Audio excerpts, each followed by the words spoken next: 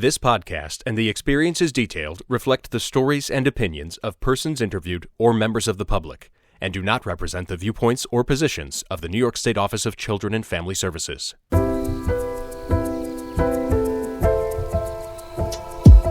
Welcome to the Rooted in Solutions, Growing Futures podcast.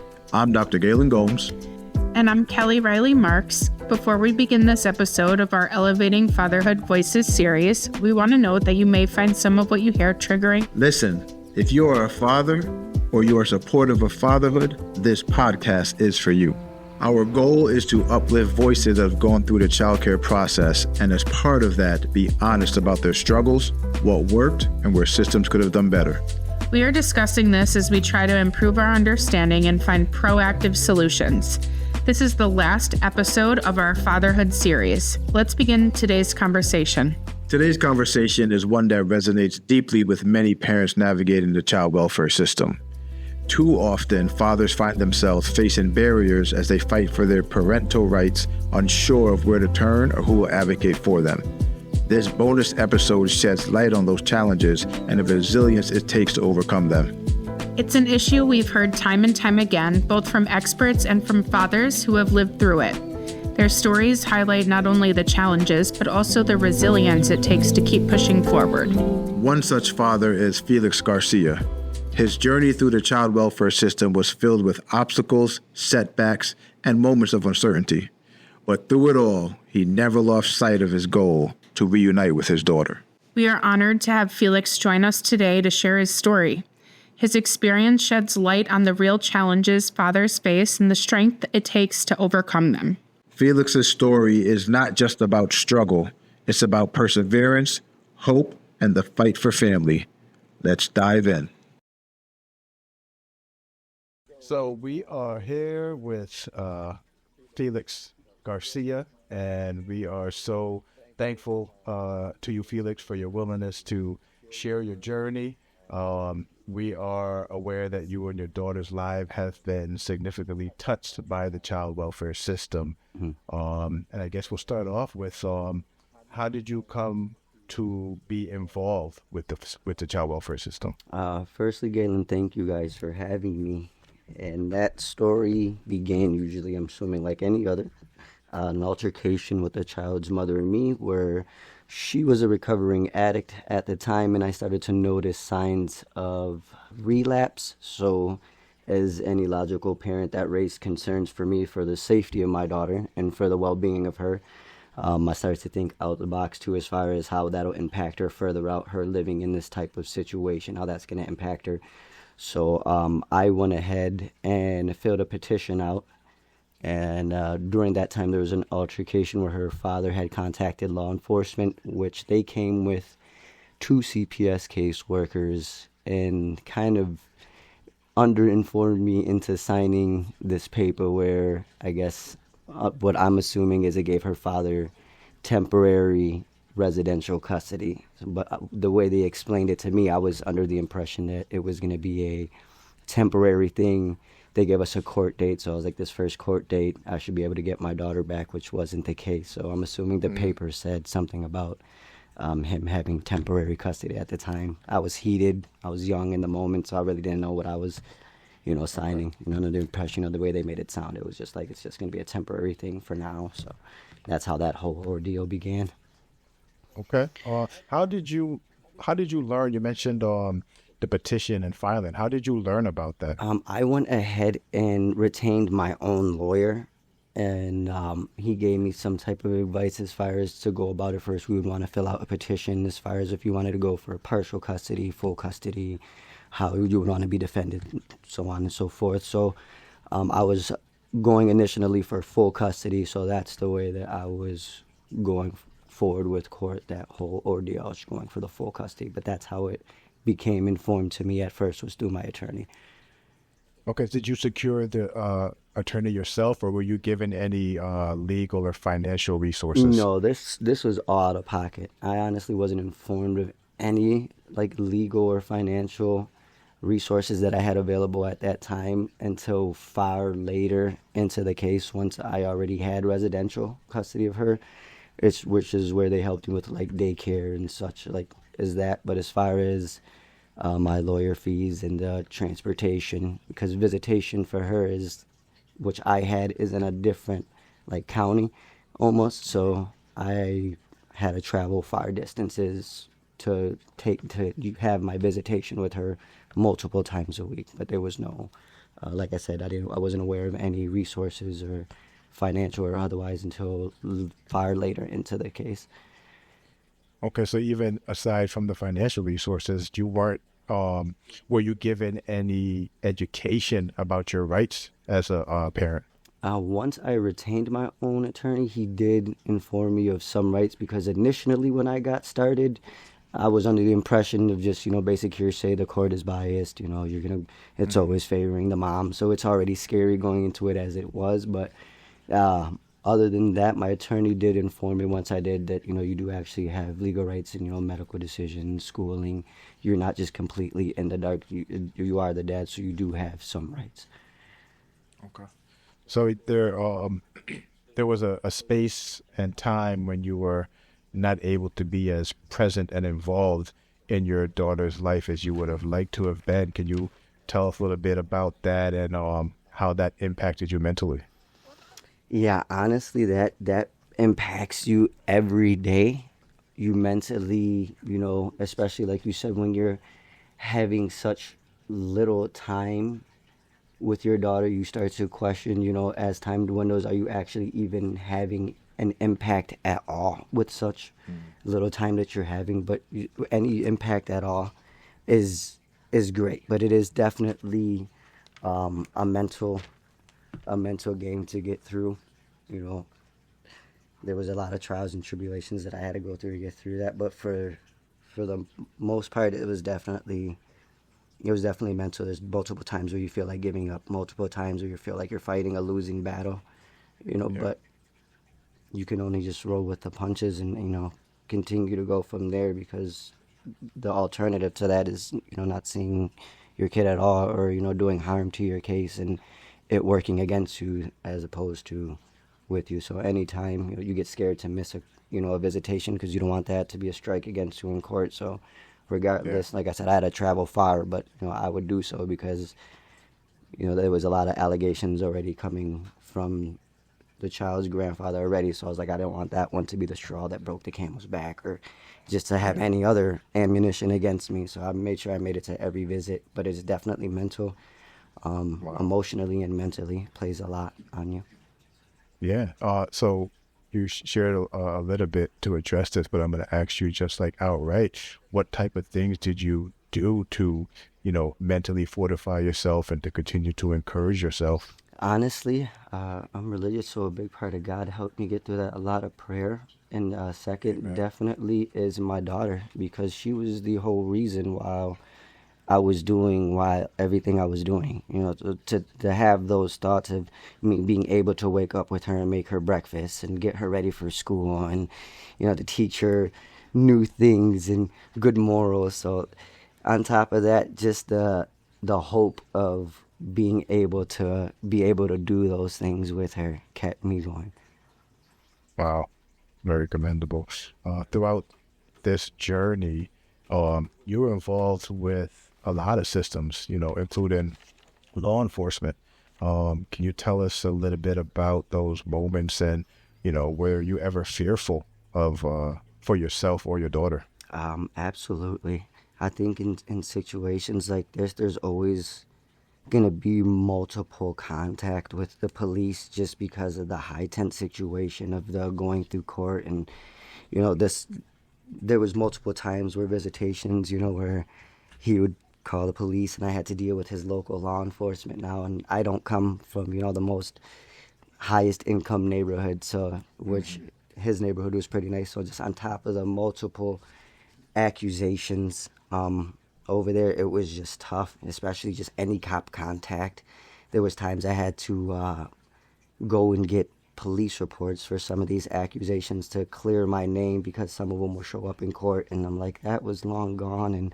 But the courts, they need proof. So there was times where I had to go and get police reports to try to clear my name from some of these things, which is all scary because, it's police contact. Even if he calls there and says, he could say you're being aggressive, and that's police contact, and they have to come and check up. It's nerve-wracking.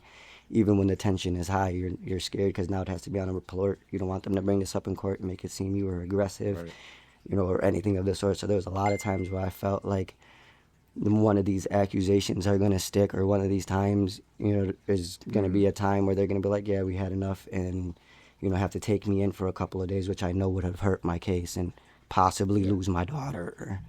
Yeah. So it is very, it's a very scary feeling. You feel backed in a corner. You feel like you have to defend, yourself so you have to video record and get police reports and cross your T's and dot your I's. Yeah. So you actually lead right into my next question for you. You mentioned that your faith, sustained you, but now you also just mentioned that there's a lot of other challenges. So is there anything else along with your faith or aside from your faith that sustained you when you felt you're being most challenged? Honestly, man, it was just the music and the thought of my daughter, man. Just the fear of not being able to do these things with her ever. I've seen this scenario play out in a bad situation where, they don't have him anymore, and I didn't want that for me.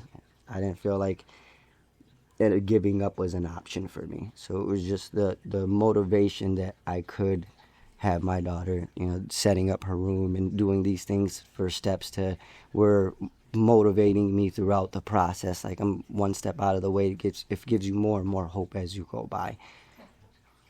Yeah. Were there any resource groups you found yourself being a part of or joining? They were not. Honestly, the CPS caseworker later down the road they had, and I believe this is a question going to be asked down the road too, but she pointed me into a lot of good directions. Like, she was pointing me, I had to do drug and alcohol counseling, and you kind of gather things from all of those places into one. But there was a lot of well-informed people and good advice people. There was no specific resource that I went to for as far as counseling or not. It was just listening to people who have been, who this is their job and they go through this every day, listening to what they say and pretty much just trying to follow that path, because they really don't want to, they're not trying to, hurt you in any way. They're trying to give you the best advice that they can, and it's helpful to listen to a lot of the things that these people have to say, because they do this every day and this is their job. Did you always feel that way throughout the journey, or was it until this specific caseworker came into the picture? It was absolutely until this caseworker came. It was a Caucasian judge and a Caucasian caseworker, which will come and visit. They have a caseworker here that comes to see your house and check the room of the child, make sure you have food, things like that of the nature.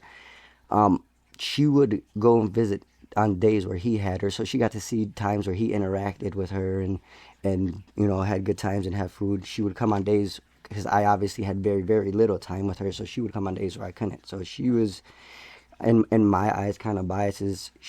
She would say she loves her papa. We don't want to take her away from papa. She wouldn't even address him by his name. She would address him as papa. So in my mind, it was she already had it made up in her mind that she was moving in that direction. She didn't feel I felt like I didn't have a chance. Same with the Caucasian judge that I had. I felt like I didn't have a voice. So it was just court cases would come by. They would ask, where we're at the moment. Everybody figures out a time and date to meet next, and it'll move on. And it's just I felt like I didn't have a chance to say anything. It wasn't until they rotated the judge, and I had an African-American judge, and they rotated my CPS worker and had an African-American CPS worker, to where I felt like I had hope, because she gave me a voice. She was noticing things in the case that were obvious and apparent for a long time, but she was the one who brought these things to her attention.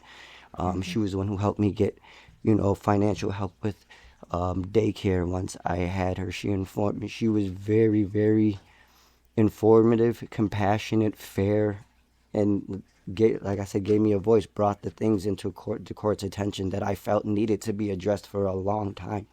But prior to that, I felt like I had no chance. This was very biased. Everybody, it seemed like they had it set in their mind already that And like I said, he's way more financially stable than I am. So I felt like it was a money game at that point. Like he has more money than I do now. He can set her up better. It just seemed like it was already out of my reach. And then on top of that, I was losing time, losing things. So it's like fighting a losing battle, as I would say.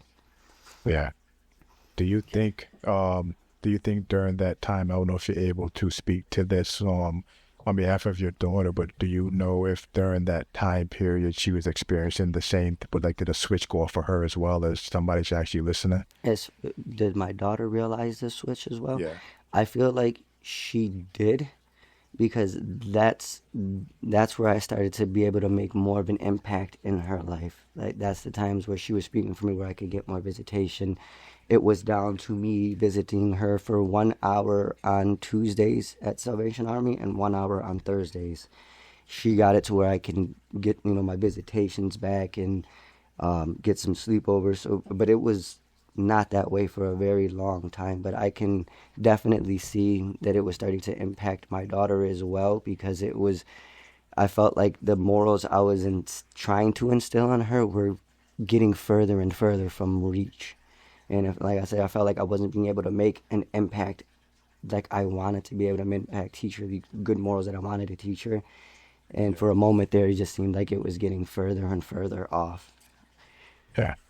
So you've mentioned a couple of times that it wasn't always this way. There was a long period of time. For the sake of our listeners, can you share in actual numbers what that time frame was like? Or like, were we talking months, years? What are we referring to? As far as the time where I had very limited time with her?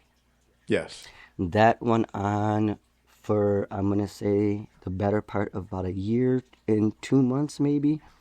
It started with visitation at his house. The altercations between us there made it between smaller visitation times at my mother's house, which was too far of transportation with him, which turned into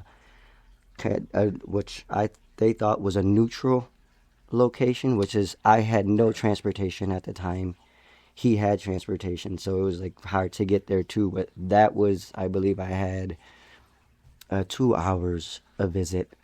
I had a menu that I was supposed to complete. I completed the menu. The next court case, I lost more time and got down to 1 hour, 2 days a week at the Salvation Army.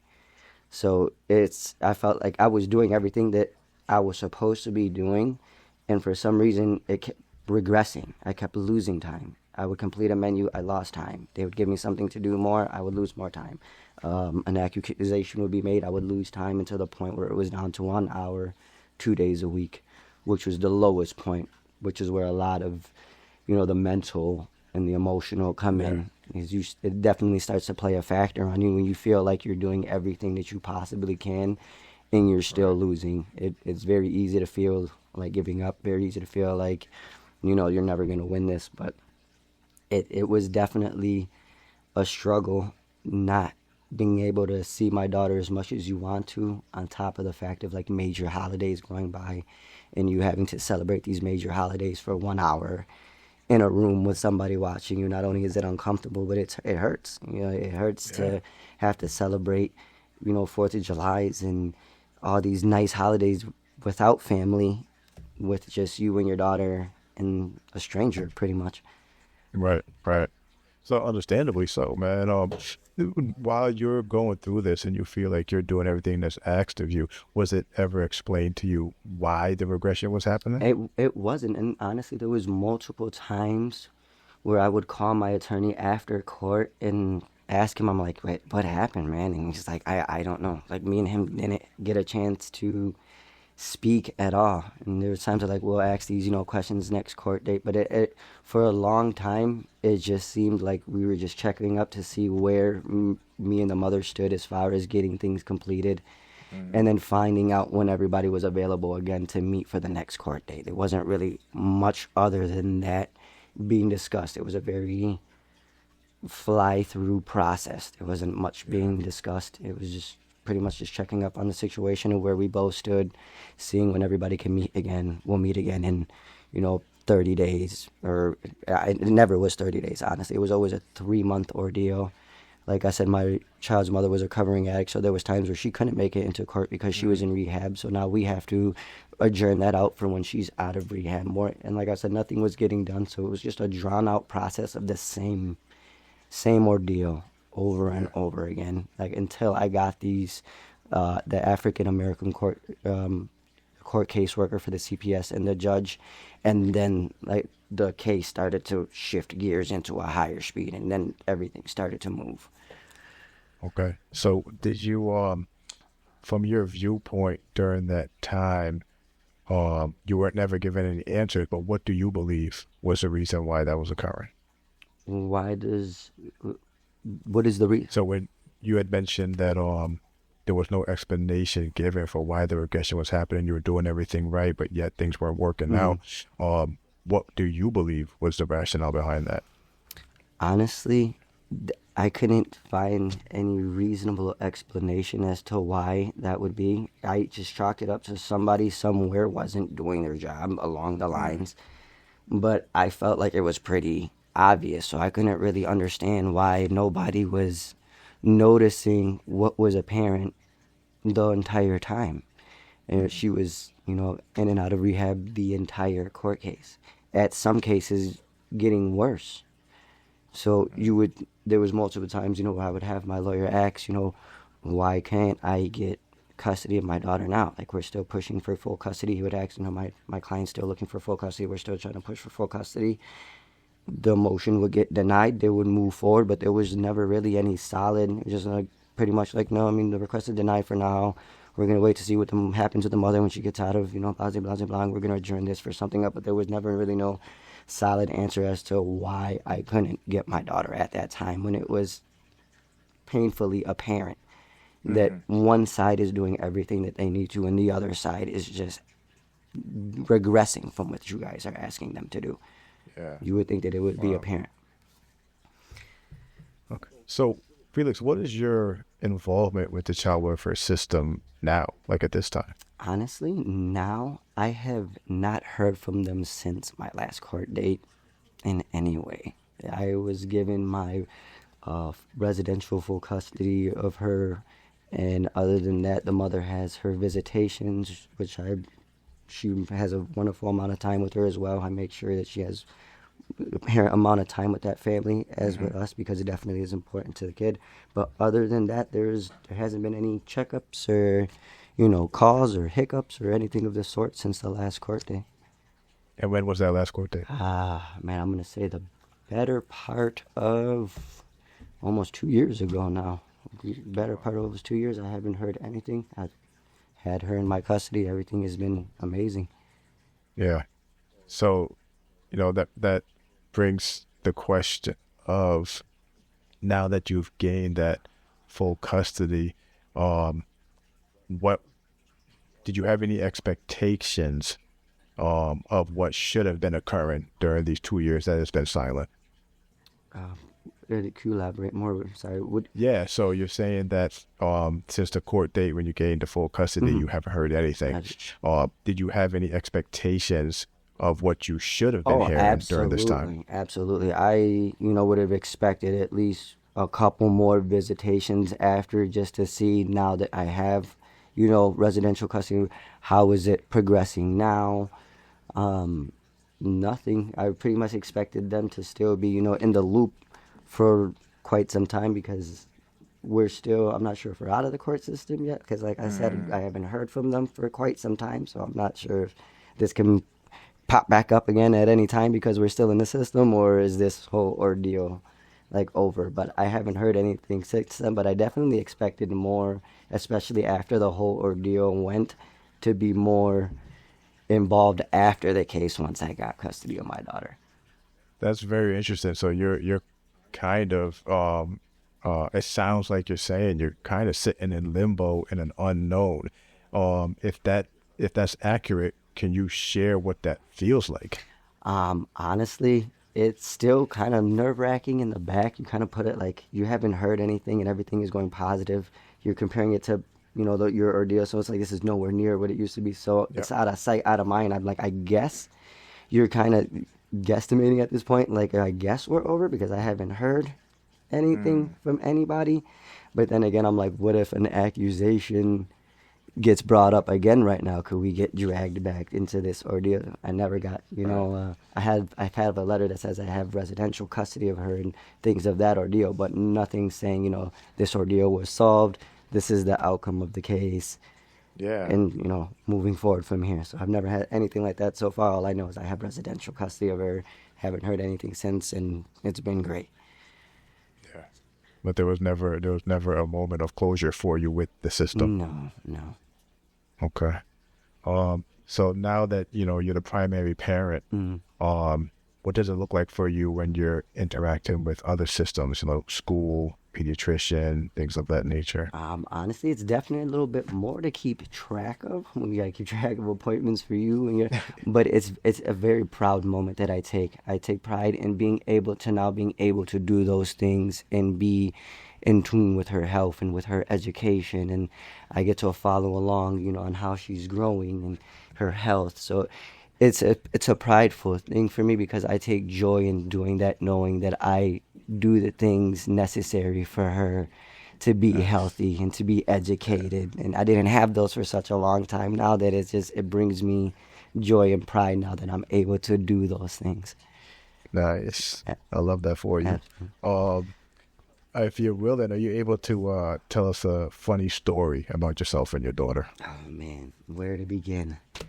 I have a very good one that I'm gonna go with. It was about a year ago. I used Vaseline for her, so she found the Vaseline and wanted to style her hair with it. And when I say used the whole tub of Vaseline, she used the entire tub of Vaseline on her hair. So for the next week and a half, I have to send her everywhere with her hair looking like she dunked it in a vat of oil. And it just, people are looking and I'm like, I bathe her. This was not me. She is clean. Her hair is probably just going to be oily forever. But that was a very good one. On top of I let her do my makeup quite often, and she thinks she's a makeup artist, but she's heavy on the color and on the makeup. Yeah. I mean, I don't think we mentioned this at all. How old is your daughter right now? She is 6 years old. She is going to be 7 now. It's definitely been a journey. She's been through phases, and from Barbies to makeup to no longer wants Paw Patrol to I'm like, no. It's a bittersweet moment. You're happy to see them grow, but it's sad to see them lose all those cute little baby things that they used to do. I'm just like, but it's a joy to see them grow, definitely. Yeah. What would you say to other dads who are on a similar journey to you, that you were on or that you are on now? Oh man, I honestly would say to not give up. And to roll with the punches, man. Don't listen to, the backlash on, it's just a mom's court system, and you're going to lose. It's bad. I say you go for it. It is definitely possible. It's going to be an emotional, very mental journey. But the reward, there is definitely a light at the end of the tunnel. And being able to do these things with your child as opposed to, like I said, the alternative, and not being able to do these things is just such a blessing. It's such a reward in multiple ways. So I would say to definitely roll with the punches, that there is hope and it is definitely possible. So it sounds like, well, you certainly are a means of encouragement to other dads. So first I want to make sure that you know that we acknowledge that. Do you look for, opportunities to be that for others, and are you able to find those opportunities? Absolutely. I actually have, multiple, guy friends right now in somewhat similar situations where they will contact me to ask me some advice, on how they can go about certain things, how should he approach these things. And I feel now that I've been through such an ordeal that I felt was like drawn out way longer than it needed to be. I've grown in multiple ways. You learn to trust the process. You learn, wisdom. You learn patience. There's multiple things you learn throughout this ordeal that you can teach others, and there's definitely certain ways to go about doing certain things and that'll benefit you, and then and other things that won't. But I feel like now I'm able to educate them on what I feel is like the best route possible, for them, for whatever outcome they're trying to get. Right. So perfect segue to what did you learn about yourself on this fatherhood journey? Oh man, you definitely, as I said, you learn a lot of patience. You learn the strength in yourself, because you can, it is mentally exhausting, and like I said, emotionally, but you learn that you can get through a lot. You learn, as I said, to trust the process, man. As hard as it is, and as long of an ordeal it is eventually going to have an end. So, you just have to stick with the process and just, have faith, that there's a light at the end of the tunnel. Yeah. Yeah. Is there something you can name that the system did correctly in serving you when you're doing? I would definitely have to say rotating the judge and the CPS caseworker would Right. have to be something very beneficial that they did, because had not, like I said, I felt like I didn't have a voice until that happened, and then the whole court case moved into a different gear. So I think the best thing that they did for me was definitely to rotate the judge and the CPS caseworker. Okay, so you've shared now a couple of times this feeling of not having a voice. Can you think of while you were interacting with the system, can you think of a question that you recognize you were never asked while you're on this journey? I felt like in the beginning I was never really adequately asked if I can take my daughter, like if I was able to take my daughter. They never asked me, is it possible, is it feasible? I just felt like, that it was very cut and dry, like very short and sweet. And I really didn't get asked many questions to inform me in the beginning, or to give me any of, my side until a very long time. So, yeah, it was definitely an ordeal. So on the flip side of that, is there a question that you asked that you never got a satisfactory answer to? Absolutely. After this was, I want to say, going on the better part of a 4-year, a 3-year ordeal, closer to 4 years. Toward the end, multiple times I would ask, what was the reason why I wasn't able to get custody of my daughter, when apparently the child's mother has a pattern. She's in rehab, she's out of rehab, she's getting worse, and it's been like this for, years.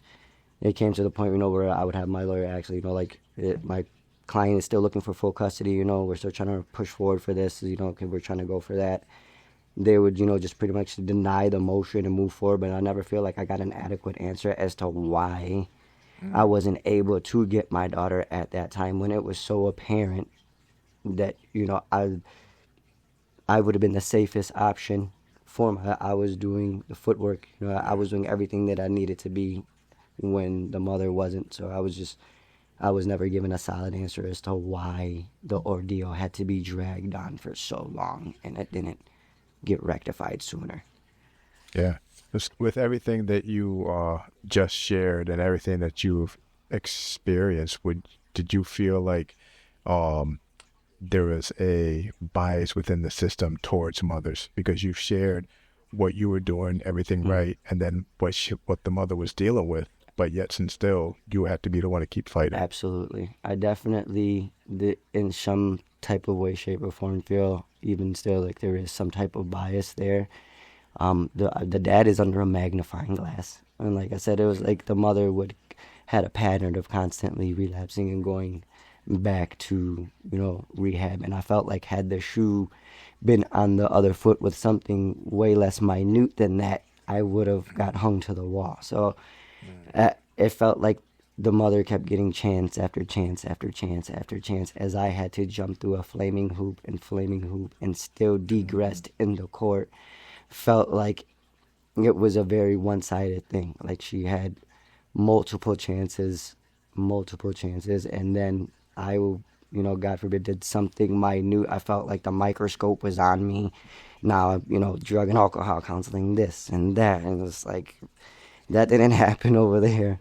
But when it definitely felt like some type of biases. I had to do more obstacles than she did by far. And like I said, even if she did mess up on the obstacles, I felt like that she had way more of a chance. They kept giving her chance after chance to get through the obstacle. So eventually, like, they would have eventually passed it or failed. Yeah. Okay. Can you share with us what is your proudest moment as a father? I would have to say first, the day my daughter was born, definitely. But second to that, I would have to say definitely the day I had custody of her and I got to bring all of her belongings home. I got to bring her to her room and put her clothes in her drawers and, show her, all her little cool little knickknacks and stuff. But it was definitely a very proud moment that I went through that whole ordeal and now was able to take her with me and have all her belongings here, her toothbrushes, her clothes. It was a very proud moment to know that I actually you did it. It was horrible ordeal you had to go through, but at the end of it I'm like, this was so worth it, man. Just the feeling alone and just waking up every day making her breakfast and pancakes, and it was definitely worth it. So I don't know if we ever touched upon this. What is it that led to you finally having that moment? What led to you becoming the one with the custody? What led me to be in full custody, her living with you? Honestly, I felt like just the lifestyle she would have been raised in would have been, especially under those circumstances, she wasn't getting better. So, but under those circumstances, I was like, I think that I would definitely be the better option. So she, like I said, and it was bad. Even with me in the picture, the situation itself, I'm like, this isn't good for anybody, not for her, not for me, not for our child. So for the better sake of her. And I felt like I had, better morals to instill. Not, it wasn't, but I just felt like I can show her better morals in this. I didn't want her to pick up any of those bad habits, from her mother by seeing it, or God forbid something, her getting a hold of it or something bad happening. So it was definitely the safety of my daughter and wanting to be that parent for her, to instill the good qualities that that every woman should have. And why is it important for you that she's still involved? I definitely think it is important for her mothers to still be involved, because as she is her mother first of all, and she's a lot better now. So now she needs her mother just as bad as she needs me, and I know that. You can't take them away completely. So, and there's certain things that her mother can show her that I can't. So it's definitely a team effort. It takes a tribe to raise a kid. And I want her to have that relationship with her mother too, like she has with me. Because at the end of the day, you only get one parent. You only get one shot at this. So it's like, everybody makes mistakes, but at the same time, nobody should pay for the rest of their life for it. So I feel like she should have just, as much time with her mother and get to have those happy moments as well as I do. That's great. Tell us, what does your journey forward look like? Honestly, I see nothing but joy ahead right now. She's starting to get, like I said, she's 6 now, going on 7. So now she's getting her voice. She's being able to talk, so she's getting smart. So now finding out things that she likes. I have her in gymnastics now, so she likes doing her little gymnastics things. And so just seeing her grow, moving forward from this, is just a joy and a journey all in its own. And like I said, there's no manual really, so there's a constant change, to parenting. What you did at 5 doesn't, work at 7. So now you have to teach her new ways and new solutions to figure out certain things, and she's gonna get new problems. So it's exciting. It's exciting definitely for me to be able to be a part of that, and to be able to instill this knowledge on her and these good morals on her, so she can take them with her through life and see how she handles. That's phenomenal to hear, that even after everything you've experienced, you still have so much joy and such a positive outlook. So I commend you on that. You're definitely a testimony for others to be able to follow and take lessons from. So this is Dr. Galen Gomes chatting it up with Felix Garcia, and it's been such a pleasure, Felix. I thank you so much for making the time and sharing your story and journey, and we truly hope that this is going to be beneficial for others. Thank you, Galen. I appreciate you guys having me once again.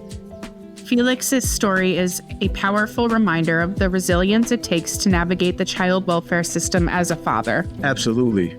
His perseverance and dedication to reuniting with his daughter show just how important it is to have support and guidance through the process.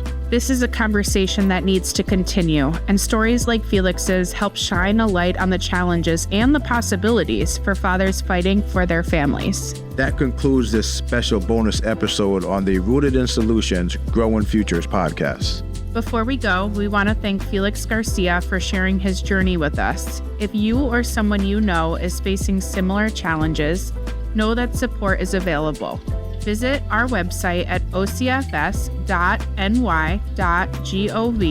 for resources and assistance. Thanks for tuning in. We'll see you next season.